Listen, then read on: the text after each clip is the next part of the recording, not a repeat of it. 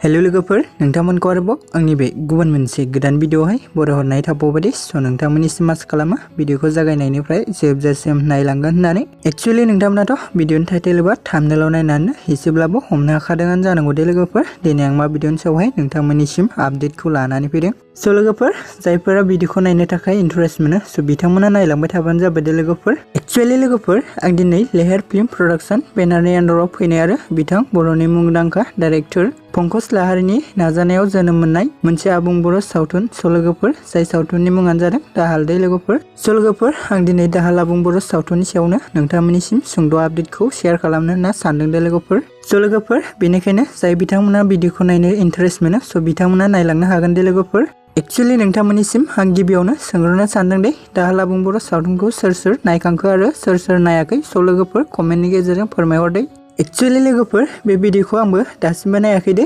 मानोना लोगोफोर भिडिअखौ नायनो थाखाय सुबिदा जानानै फैयाखै दे लोगोफोर आंबो बे भिडिअखौ नायनो थाखाय एक्साइटेड जाना दं दे ओमफ्राय लोगोफोर बे भिडिअखौ नायनानैहाय सोर माबायदि मोनदों कमेन्टनि गेजेरजों फोरमायहरदे एक्चुअली लोगोफोर जाहा लेहार फिल्म प्रडाक्शन बेनारनि आन्डाराव फैनाय बे दाहाल आबुं बर' सावथुननि माखासे मिउजिक भिडिअफोराबो रिलिज जाबाय दे लोगोफोर बेनिखायनो जाय बिथांमोना दासिमबो जुदि बे अफिसियेल मिउजिक भिडिअफोरखौ नायाखै अब्ला नोंथांमोना थाबैनो नायहैदो दे लोगोफोर आरो लोगोफोर सोर बे अफिसियेल मिउजिक भिडिअफोरखौ नायखांखो कमेन्टनि गेजेरजों फोरमायहरबानो जाबाय दे लोगोफोर नोंथांमोनाथ' गोबाङानो मोनथिखायो नङा होमबा लोगोफोर बे भिडिअआवहाय जों गाहाय सोरनि फाव खालामनायखौ नुनो मोनदों लोगोफोर बिथांमोननि मुंखौ आं बेयाव मेनसन खालामनो सानला दे लोगोफोर मानोना लोगोफोर नोंथांमोना गोबाङानो सिनायजोबखायोआनो लोगोफोर बिदिब्ला दिनैनि भिडिअआ बेखिनियानोमोन दे लोगोफोर आसा खालामो नोंथांमोना भिडिअखौ जुदि